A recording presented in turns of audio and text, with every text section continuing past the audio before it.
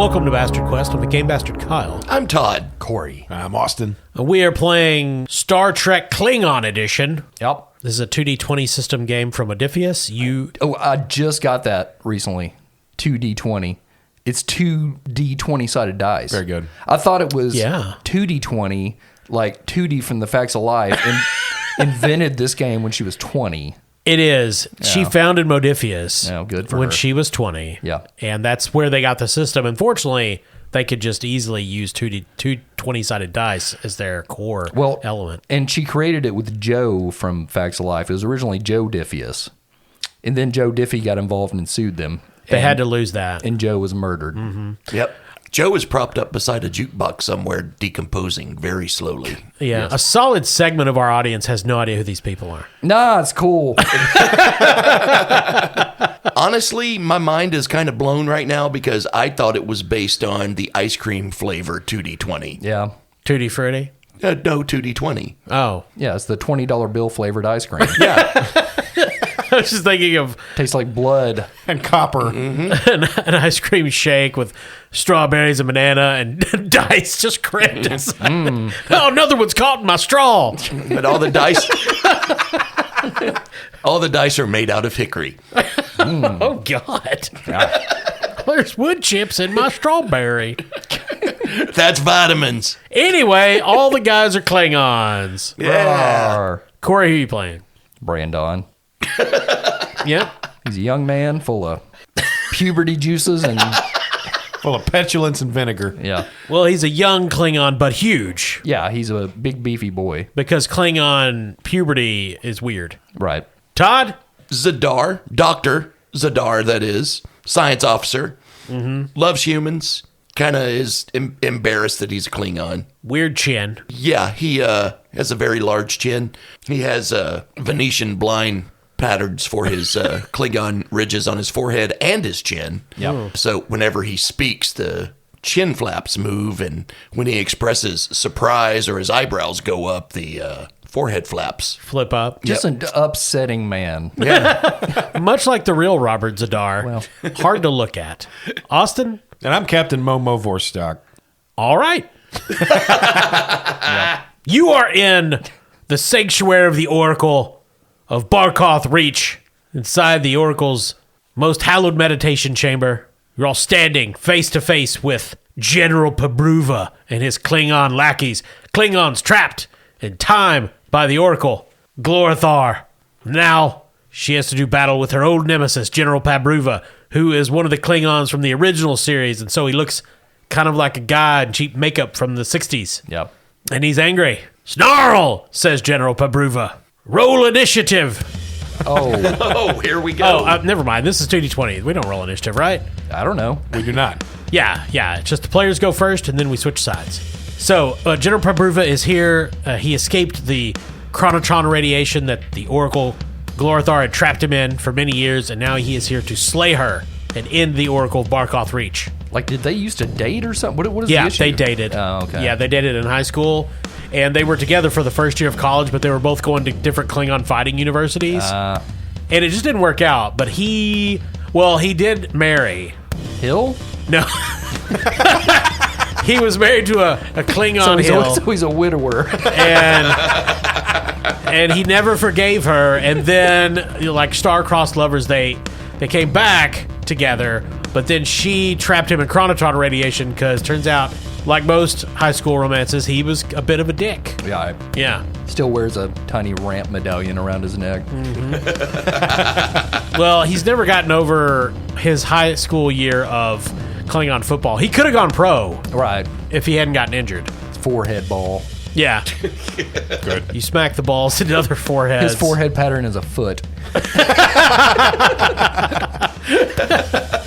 Just a boot print with a Nike logo on it or something. It's actually concave. It's like a lacrosse mallet. Yep. Oh, God. It's a high-lie. It looks like a Hot Wheels track. And people thought the Klingons in Discovery were weird looking. Yeah. This is a stupid show. So General Pabruva looks at all of you. You have no fight here. Part. I shall destroy the Oracle, and you can go about your way, Klingons. Okay. And then I shall return with my fleet to conquer the Empire and plunge our great star nation into another midst of bloody civil war. Wait, what's this empire you're talking about? The Klingon Empire. Ah, Which other one would there be? So he's from like 150 years ago. Yeah, he's from the original series Star Trek. Right. It would be like the cavalry marching on our tank division or something. His shit is so outdated. He don't know that. He thinks it's been like a week. Right. why are they standing in a line? Wait a minute. If you're trying to take over the Klingon Empire, what exactly do you hope to achieve? To take it over and then conquer our old enemies, the Federation. Oh, okay. I was going to say, if you meant to take over the Empire and become friends with the Federation, I can save you a trip. Why would I become friends with those fools? Ha ha! Kirk and all of his lackeys shall die. The people you speak of, Kirk and others, have been dead for over 150 years. Ha ha! You cannot trick me. That is a foolish trick. I will not believe it because, like many people, I do not believe things I don't want to when they inconvenience me. So I will continue to act as if everything is the way I want it to be, and I will express immediate surprise and shock when it's not that way. Oh my God, it's Baka. Yeah, I can definitely tell you were an athlete in high school. I was. How did you know? Anyway, get out of the way so I can kill my ex-girlfriend. I mean, the Oracle standing in my way of Empire. Hang on. What if instead of killing the Oracle, you could have a lifetime supply of lava lamps? I don't understand your subterfuge. Excuse me, Captain. This breed of Klingon only understands one thing, and that is violence. I say we kill them all. No, he's right. I don't care for this talking. It makes my head hurt. All right, well, could you come back in here and fight with us in this loading dock where there's other stuff hanging up? No, in fact, I'm so angry at you for talking and using words that you are now on the death list. Renly, add them to the death list. There's another Klingon there with a big piece of paper, and he's, could I have your names, please? Leave one alive, though. I need someone to experiment my anger cure on. Yeah, I think we may try to take one of these on board the ship, and you can see if you can fix this whole generation of Klingons. What do you say, Zadar? So I'm going to spend a threat, and Pabruva is going to immediately attack the one he recognizes as the highest ranking, which is Austin. Okay. I'm going to spend another threat to give him another die, and then I'm just going to say, I don't know what it is, but he's probably got a talent that gives him another one.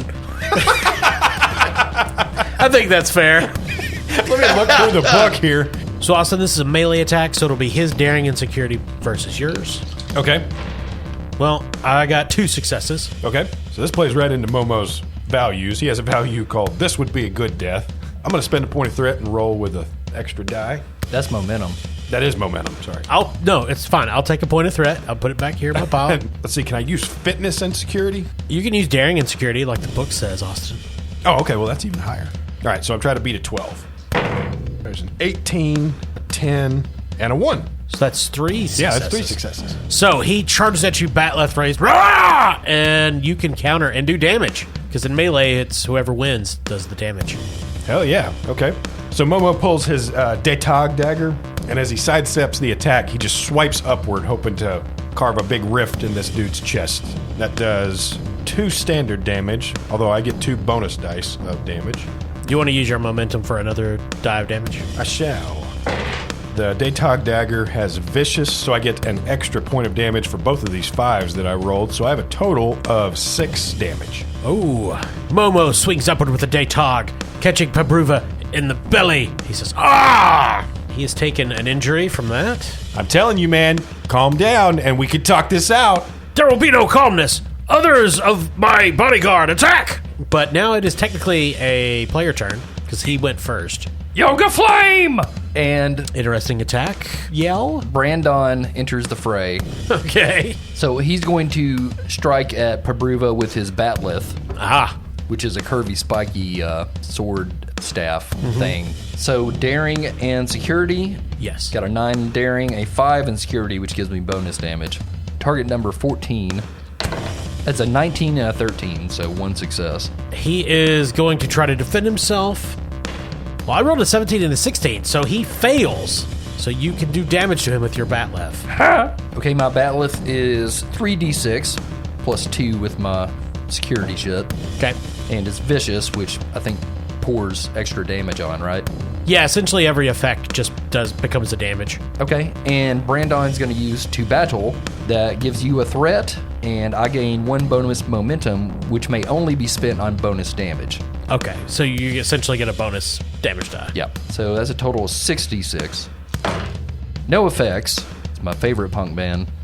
But it's a 2 and 2, 1, so a total of 4 damage. You hammer at General Pabruva. He's deflecting your blows, but being driven back. And then the other Klingon warriors roar in. Attacking Klingon! These guys are essentially a minion group. There's just a bunch of them, and they're fighting. We're not going to individualize these guys out. So, Corey, they are attacking you. They got 3 successes. I'm a miner. Kill him. He probably knows prospectors. Not yet, but I bet it's coming. So you can roll your daring and security to defend against them. Okay, target number 14. You're at 3 difficulty. Okay. Do you want to spend any momentum or give me some threat and take extra dice? So, being a young pup, I've got another talent called Untapped Potential. Whenever the character succeeds at a task for which they bought 1 or more additional dice with either momentum or threat, they may roll 1d6. The character receives bonus momentum equal to the roll and adds 1 point of threat if the effect is rolled. So that would take effect if you succeed. Okay.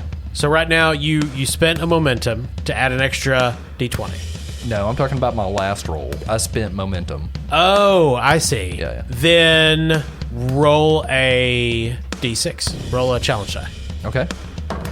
That's a 2, so 2 momentum, and there's no effects there, so you don't get any threat. Correct. So 2 momentum just go into the... Does it say you have to spend those immediately on the roll? Nope. Okay. Yeah, so they just go into the momentum pool. Cool. Cool. Nice. So I'm going to spend one of those immediately to get a third d20 here. Okay? I see. All right.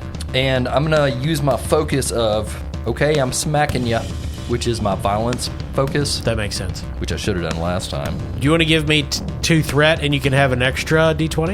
You have 4. I'll give you a slap on your bottom if you don't quit talking. Is that for threat? Okay, so, yeah, target number 14, rolling 3d20. 11, 5, and a 16, so the 5 will become a crit there, so it's a total of 3 successes. Okay. So you succeeded. So now you can roll another challenge die to add more momentum. Oh, goodness. I mean, that applies on every roll, right? Yep. That's a 6. Does that mean we get 6 fucking momentum? Because the skill says... No, it means you get 1. Because it's still the values. Technically... It's just like damage. Like Yeah. Any time an effect die is rolled, it still has the same values, no matter whether it's calculating damage or Okay. other attributes. Okay. So this would be an interesting quirk that might be useful for our audience to know. Technically, when you're rolling a challenge die in a 2d20 game, which is a d6, it is not a d6 in terms of the facets, the faces on the die. So technically, you did not roll a 6. It's just that you rolled a 1 and an effect, but we know that that's what a 6 means. Okay. So for purposes of this talent, it would be 1 effect to threat, and then you rolled another 1, the base 1, which you get as momentum. Okay. Yeah, I've never thought about that before, but I bet there's at least one Modifius game where the production value includes a challenge die that actually has the values on it, right? Oh, yeah. I think they had those for Conan. For Conan? Okay. I believe so. So then there would be no 3 and 4 on it. There would just be 2 blank sides. Yep. And 3 ones, 2 of which had an effect on it, and then a 2. Yep, that is 100% correct. Well, I'm glad we had this talk.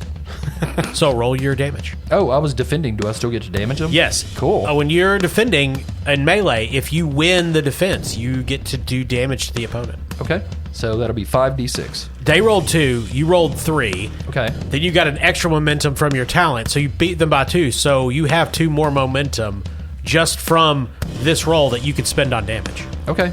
if you wanted to. I'll use one of them. Okay, and you're going to bank 1? Yeah. So then you're rolling 66? That's right. That is 4 effects and a 1, so total of 5 damage and 4 effects, which is vicious. Is that just extra damage? Yeah. So a total of 9 damage. Wow. We should start calling you Brand Damage Dawn. Yeah, I think we should call me that. It's the first time anyone on the show has approved of a nickname given them. Quick, somebody make a post so girls can see it. So this swarm of Klingon warriors charges into Brandon, pushing him away from Pabruva. They're hammering at him with daggers and batleth, but he spins smoothly, a pirouette worthy of any fine dancer, and decapitates one of them. Their smooth forehead, attached to their head, flies across the room. Which doesn't kill him, but he chooses to go lay down in the corner and bleed out without his smooth head. Yeah. And Todd, it's your turn. Well, technically, Austin, you technically haven't gone, right? Because you just defended out the gate. That's true. Pabruva attacked you, so this could be Todd or Austin. Zadar, you want to take a turn? Zadar is going to draw his disruptor, All right. and he is going to fire upon Klingon Ooh, which one? Pabruva. All right. Might as well try to take down the big dog. Yeah, so how many of the lackeys are left? I killed Pip. How are him, and Tarnon? I know you said they were nameless, but I don't like that. So we'll say there's 3 of them left. Okay. You know. Corey's the type of guy, when he goes to a restaurant and eats the fish, he likes him to leave the face on. Just imagine this fish with a human face at some weird restaurant that only Corey knows about. Corey likes to look it in the eye while he eats it. Hey, don't knock it. I do the same thing with my steak. I stared directly into his forehead. Fish forehead. So Todd, to shoot Pabruva, he's locked in melee combat with your captain, so it's going to be difficulty 3. You want to get some more dice by giving me threat? I don't know. We got plenty of momentum. Captain Bo says we got plenty of mo. God. This is my life. So I'm using, we're going with daring and security, is that correct? Well, with ranged weapons, I think it may be different. It's control, yeah. Control and security? Yes, sir. All right, well, that's going to give me a target number of 11. I am going to spend a momentum to get an extra D20, correct? Okay. We can spend 2 more if you want an extra one. Nope, I'm going to go with these 3. I feel good about this decision. I'm the science officer. It's true. Well, let's see. There's a 13, and that's a 16, and a 19. Good job, Science. Nice. He's got the gun pointed the wrong way. Yeah, because I just shot myself in the foot, literally. I'll just take a threat. Yeah. I'll just put it over here in this pile. Wait, none of those were a critical fail. 19. It's difficulty 3. So 20, 19, and 18. Oh, I forgot the difficulty actually dictates the... Oh, does the crit range automatically?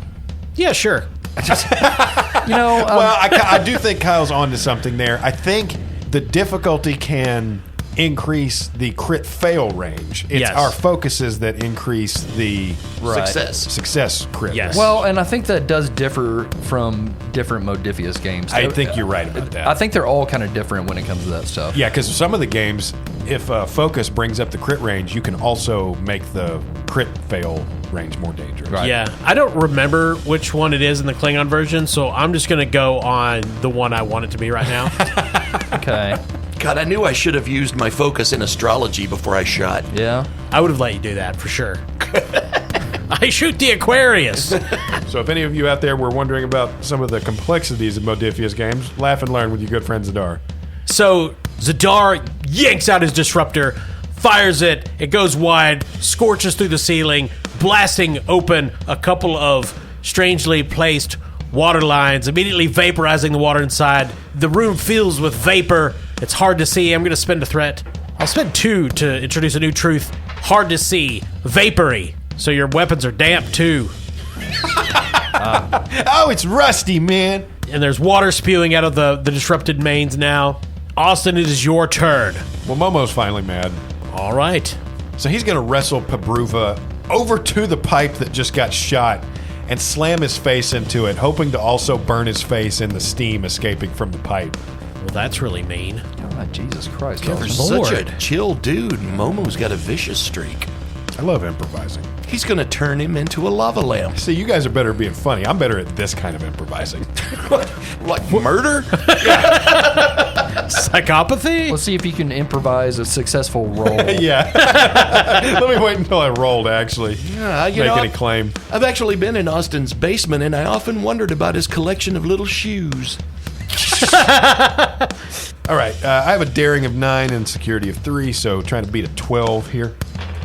Well, I got 1 success on his defense. Okay. 15, but a 1. Oh, nice. So 2 successes. Yep. Turns out you didn't need that momentum. You're on a roll. So this is sort of hand-to-hand attack, but you're also slamming him into the environment. Yeah, so in melee is the security stat your base damage. Yeah, sure. Okay. So then plus my bonus, I'm rolling a total of 5d6. 3 points of damage plus 3 effect points. So does that count as vicious? I think everything in the Klingon is vicious. Yeah. That's very true. The pipes are designed to break apart with serrated edges. It's like the opposite of all the shit in the White House. It's designed to shrapnelize. It's not designed to break into blunt pieces. It's Nope. designed to be as deadly as possible. All right, so then that's going to be a total of 9 damage. Oh, man. Momo got mad. You slam Pabruva's smooth forehead into this jagged pipe, I'll give you some ridges, bruh. and it does rigidize. I may be wrong. That may be enrigidize instead of rigidize. You know what? We'll go with enrigidize. You do enrigidize his forehead Thank you. violently. Blood is flying everywhere. He screams and runs out of the room. Yes. What the hell? That is his action. It is running. He is running away, attempting to escape. So we're at the top of the round, right? We're at the top of the round. Austin went first, then Pabruva ran, and now it is either Todd or Corey's turn. All right, as captain, I'm asking somebody to shoot that fucker. Brandon shoots. All right. There are other Klingon warriors here. I don't care. All right. Brandon's going to use his disruptor. So it's going to be standard difficulty is 2. It's going to be 3 because of all the steam and water vapor and the room, and there's Klingon warriors in your face. Okay, I'm going to use the momentum. Get an extra die here. All right. Ranged weapons are control and security, right? They are, sir. So target number 15. I think my focus of, okay, I'm going to smack you, still relevant here. I don't see that as applying to ranged weapons. You can't smack Well, it's with violence. You can't smack with a disruptor. He can smack the trigger. No. I do have a focus in disruptors. That works. You son of a bitch. Yeah, that works. Yeah. So got an increased crit range of 5. Target number 15, rolling 3d20. Well, since Brandon hasn't masturbated in up to 4 hours, Oh, wow. he's a tad distracted and shaky. Got 2 9s, so 2 successes, but also rolled a 20. One of the Klingon warriors is a woman Klingon, Oh no. and you're aiming up your shot, and she says, "I like the cut of your jib knife." Wouldn't they say I like the cut of your ridge? No, she's not being crass. Oh, She's being delicate by Klingon standards. Yeah. They just met, Todd. God. Wait, so you're telling me a part of the Klingon parlance is we can see that forehead, just don't mention it. Yeah, I imagine them like Klingon Baptists. I see. Like all Klingons are some variation of Baptist. Gotcha. Yeah, Brandon smells a breast, and it makes him shoot into the ground. And then the Klingon warriors attack Brandon. Roar! 5 successes. Jesus. Yeah, they're coming after you. Your girlfriend is, I must kill you for the glory of my commander. So I can still roll defense. Can I? Yeah, you have to roll defense. Right. Okay. It's a 5 and a 9, so 2 successes. Okay, so they still win, so they'll still do damage, but it's Reduced. fewer momentum they can spend on damage. 9 damage. Hey ho! They are surrounding you. She headbutts you, and the others stab at you. I bet it feels really weird if a smooth-headed Klingon headbutts a ridged-headed Klingon. Yeah, that should automatically do some kind of reciprocal damage towards them. Real quick, Kyle, what all can we use determination for? So determination, you can spend 1 to add a single bonus d20 to your die pool that has already rolled a 1, which obviously that's off the table. You can spend a determination to reroll any number of d20s in your dice pool. You can spend a determination to immediately perform another task as soon as the one has been resolved, so essentially take 2 turns in a row. Or you can spend a determination to immediately create an advantage that applies to the current scene, like a new truth or something. Okay. So nothing to reduce damage there, so No. I'm just gonna have to eat it. But I do have armor soak. You so do. It's reduced by 1, so that's 8 damage. That is 8, and you take an injury because you took more than 5 at one time. right. So I'm down to 4 hit points. All right.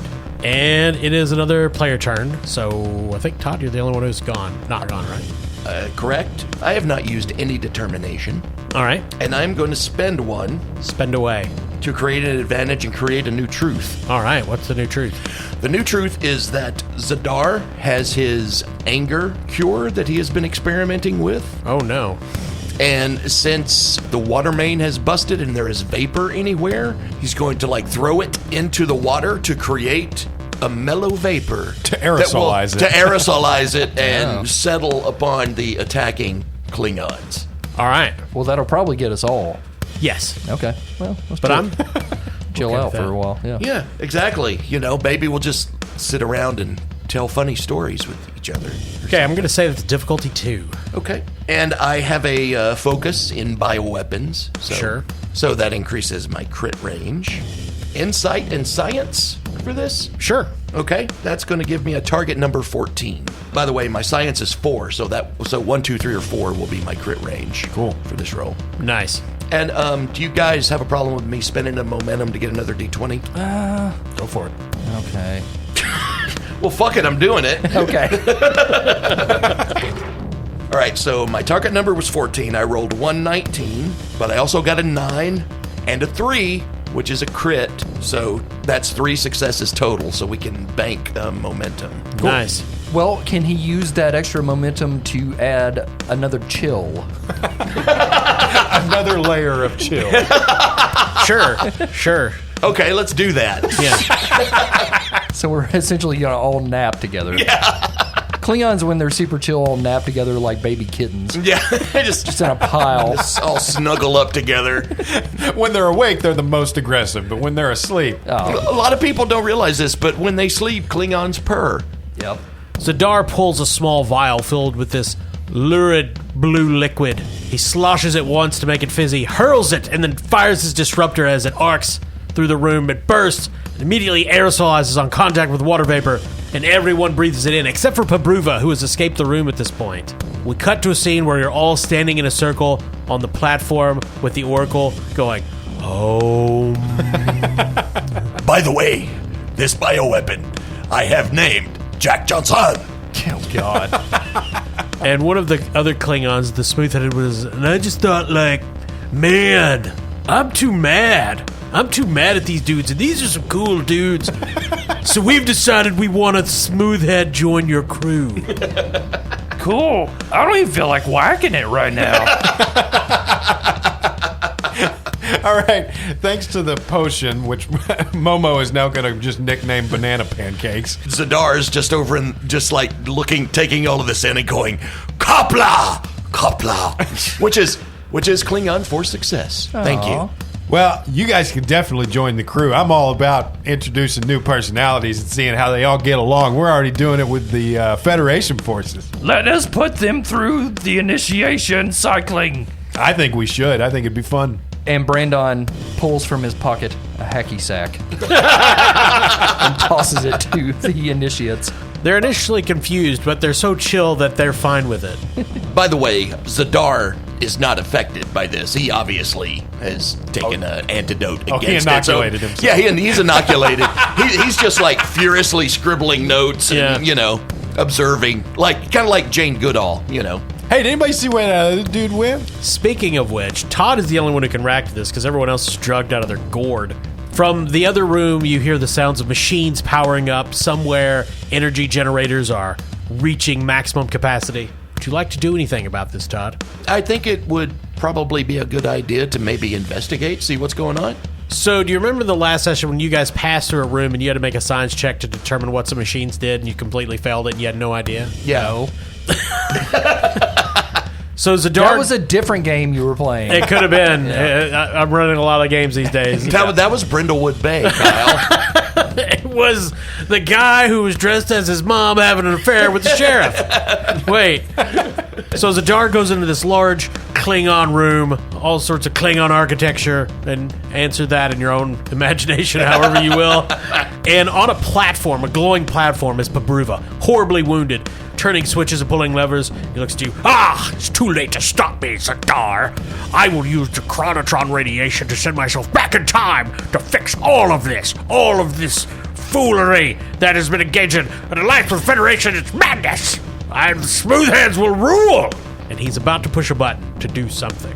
Zadar is going to throw his dagger.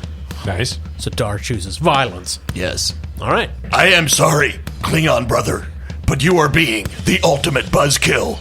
Therefore, I must buzzkill you.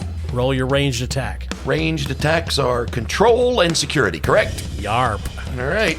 I'm going to say he's standing completely still, so it's just difficulty 1. Okay. And that's going to be a target number 11.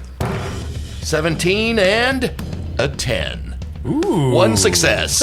Science. So you hurl the dagger. It slams into him and goes, ah! But then the machine activates. He's blasted with chronotron radiation, which is all sparkly and anti-Klingon, and he disappears. But a single drop of blood falls and hits the platform. Ooh, nice. If you had not succeeded, he was going to go back in time and take over the Klingon Empire. And when you left the Oracle, the Klingon Empire was going to be ruled by Smoothheads, and you were going to be at war with the Federation. Oh. No, because Star Trek has taught us it would have simply created a new timeline that we are not a part of, Kyle. Well, luckily for me, I don't watch that much. Watch a J.J. Abrams. I'd rather not. Yeah. But you averted that, so he does go back in time, but it clearly is not going to be that successful. Nice, Todd. That was a success of a fair degree of magnitude there. Zadar looks at the single drop of blood and says, Enjoy bleeding to death in the past, brother. A little bit of barge hog funneled through there.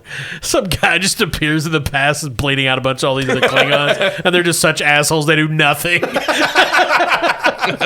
So after a while, you all come out of your fugue state, and you take the new members of your crew. You came down with 3, but you leave with 7. Yeah. So the real wisdom from the Oracle was the friends we made along the way. God damn it. Yes, it was. I say things to upset Kyle sometimes. That was upsetting. honestly, did not see this happening on the Klingon show. I know. I've always thought Klingons were mostly about friendship. Kablarka Black, that means friendship is magic in Klingon. It might. You don't know.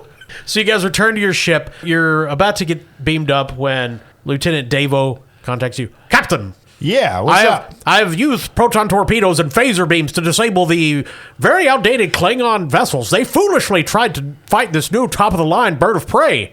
Oh, yeah, that's right. I forgot there was like a whole armada like around the ship. Are you guys okay? Yes, I thought it would practice Klingon precepts of war, and I annihilated them utterly.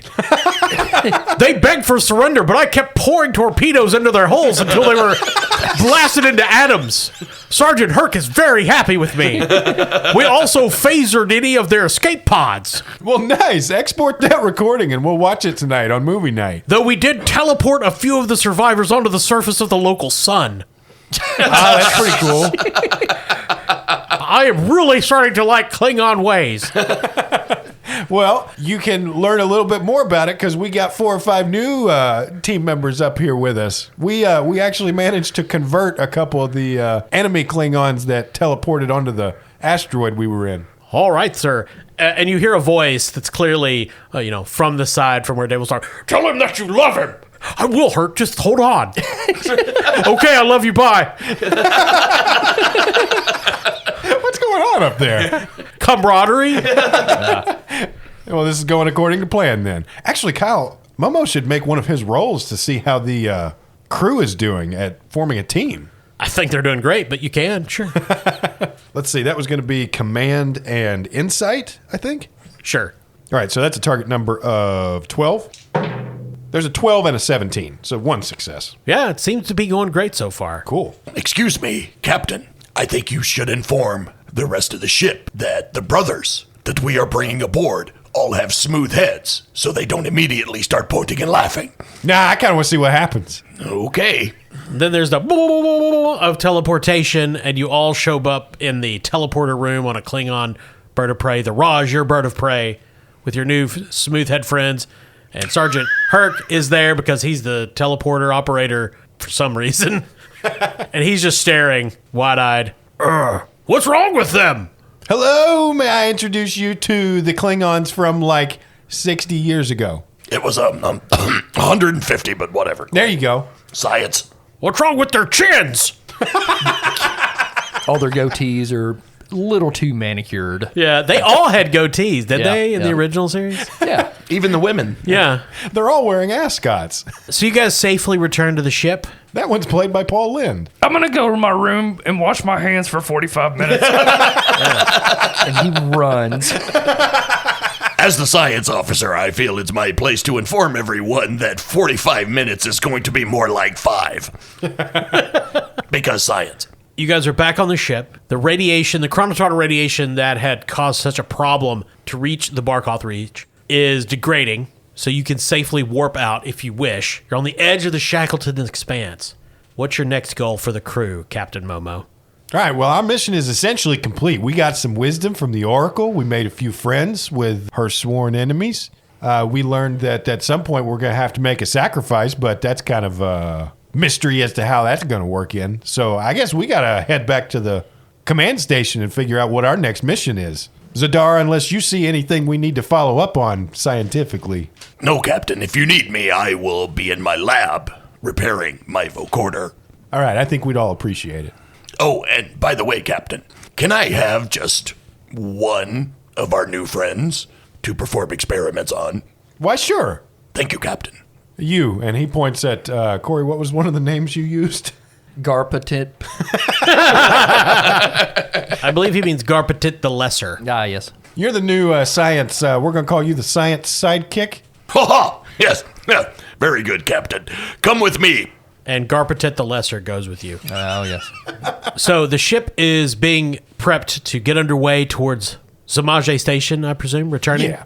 So while the ship is getting ready, where do you all go? Presumably, Brandon is in his room, and Zadar is in the lab, I guess? Yes? So Momo insists on anytime the ship is involved in any kind of battle, he insists on remaining on the bridge with the crew and reviewing the ship's log of the battle like they're watching playback tapes of a football game. Yeah. And making notes on plays and stuff like that.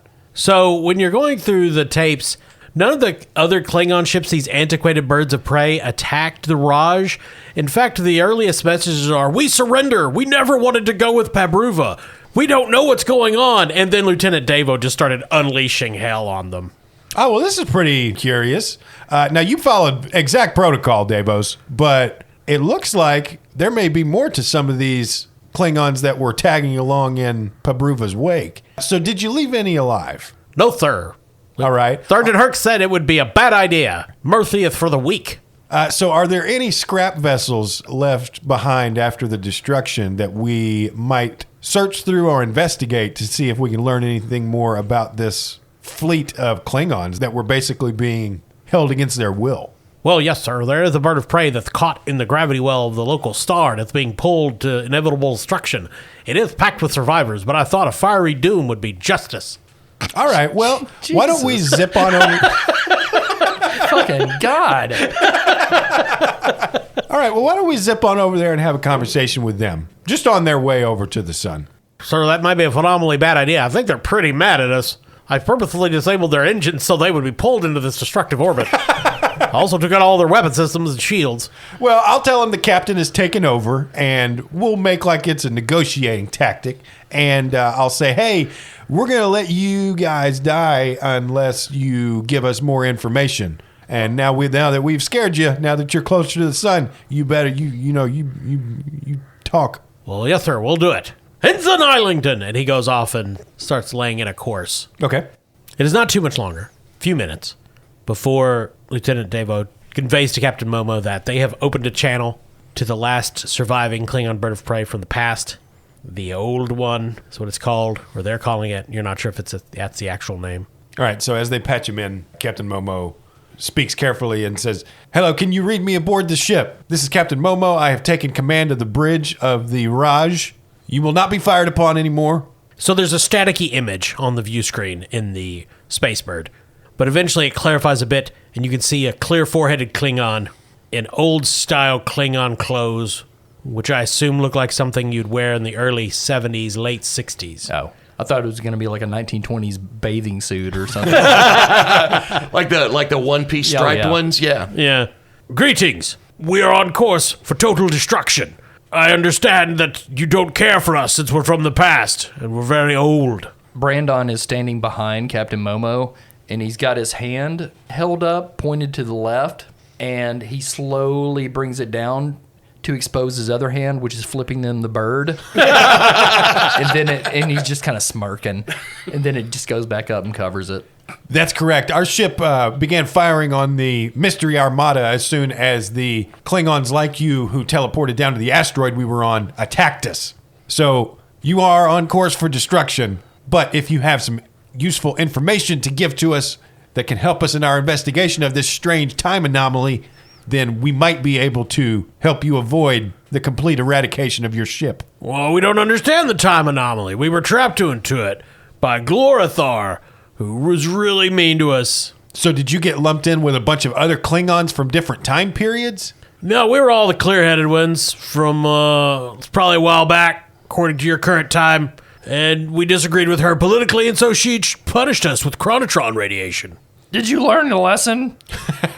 Yep, learned it. Because we can reel you in. And he starts doing the thing where he's holding up his fist and he making a reeling Sure, motion sure. with. But his middle finger slowly comes up. He flips him the bird. I get it. The space bird. If you could rescue us all and save us from certain doom, that would be great. We're innocent of things that you might think we did. What did you disagree with Glorithar on? Politics, like I said. Well, she seemed pretty nice to us. She took my lava lamp and gave me another one. She She's gave us some very- other wisdom. She's barely a Klingon.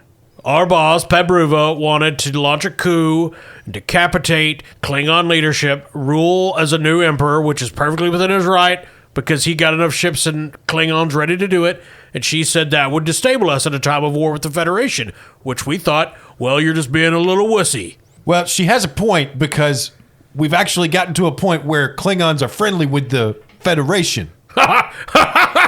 You make a fine joke, Captain. I do not. No, check it out. Here's a guy. And he grabs Davo and Davo, wave at him. Hello.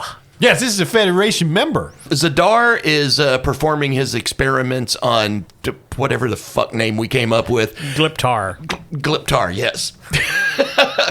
And he's listening. He's got a speaker in there so he can hear what's going on the bridge. Okay. And as he's listening to this, he gets out his communicator and he goes, Captain, it is my scientific opinion that we just let them burn. Yeah, probably. But I at least want to hear their reaction to seeing our partnership with the Federation. I mean, look at this guy here. And he holds him up to the screen. This ship is actually a cultural exchange program to work with the Federation and to create more cooperation. Yeah, check out this one. Hey, Barry. and then you slowly see somebody rise into frame as if walking up a ramp to get into view. And the diminutive Barry Hill appears. And Barry just walks into view with his middle fingers raised. This is serious? This is not a joke? This is not a joke. Now, do you want to be a contributing part of this generation of Klingons, or do you want to fly into the sun? I'm going to pick the sun. All right. Okay, bye. See you later. Enjoy living in your nightmare world. Well, that was of no use whatsoever. Thought there might have been a conspiracy afoot, but... Zadar gets on his communicator and says, Once again, science is right. Yep. Yes, I clearly foresaw this. Really thought there might have been a plot of intrigue, but it's just a bunch of assholes flying into the sun. Yeah, well, they're original series Klingons. Well, this is, like Corey said, this is America. So you set a course in the Raj toward Zamaj Station and engage warp 3.4 because the actual warp you choose in the show does not matter at all. You likely arrive at the beginning of the next episode. How fortuitous timing. Indeed. And we will end there for today. All right. Well, we tore some shit up this time. This is the first time we've gotten into a real fight. lots of death, lots of destruction. Well, it's a Klingon theme, I wasn't saying that was a bad thing, Kyle. Fair enough. Yeah. I enjoy the Klingon game. Think it's fun. A lot more action than in the Star Trek game. Yeah. A lot less negotiating. You guys had some fights in the Star Trek game, right? Yeah, of course, but not all the time. Oh, yes. Well, I think that's what you sign up for with the Klingon game. Oh, yeah. Yeah. So, just to let you know, if you're a Bastard Quest fan, I, the Game Bastard Kyle, have been running riffs on the Glitter Boys podcast. They are a Palladium Games podcast and mostly do reviews of Palladium game books and adventures and things, but I've been running riffs, actual play for them. We only release an episode about once a month, but we've got another one coming up soon. And if you like this show, you'll probably like that one. So come Great give it a deal listen. of fun. I'm having a blast. It's a very different format from our show. Yeah. And a lot of different voices that Kyle gets to engage with, different than ours. That's also true. Not really. He's doing old prospector. And shit. 75% of them are old prospector. Yeah. Yeah. Speaking of percentage, Yeah. you like that? Go for it. Yeah, percentage. If you like percents, All right, I'll do it. Yeah, I'm into it. Norse Foundry Dice. yeah, NorseFoundry.com. You can go there on your Computron, on your mobile device, on your pad, whatever you need, and order yourself some dice. They have all manner of dice made of all manner of material. They're beautiful. They have other merch as well. And after you make your purchase, here's what you do. You enter promo code CHAM. That's CHAM. Promo code CHAM, and you'll receive the 10% Bastard Quest discount at NorseFoundry.com. We'd also like to thank our sponsor, Barrel and Bond, 100 Broadway Street in beautiful downtown Paducah, right there on the banks of the Ohio River. The bathroom is slowly being sucked into a star. But it's very clean. Oh, yeah. Yeah. Stinky Pete don't fuck around. No. And as always, thanks so much to our listeners. Thanks for those that leave reviews or engagement with us on social media. Thanks to our patrons, who, of course, support us and whose money bought many games, including this one. Yep. Yes. If you want to follow us on social media, we're on the Facebook. We got the fuck rid of our Twitter. But we're on the Blue Sky, the Threads, Insta, Next door. Forehead Meat. You can put a note in a bottle, throw it in the Ohio River. Eventually it'll get to us. Yeah. Thank you for listening. I'm Kyle. I'm Todd. Corey. I'm Austin.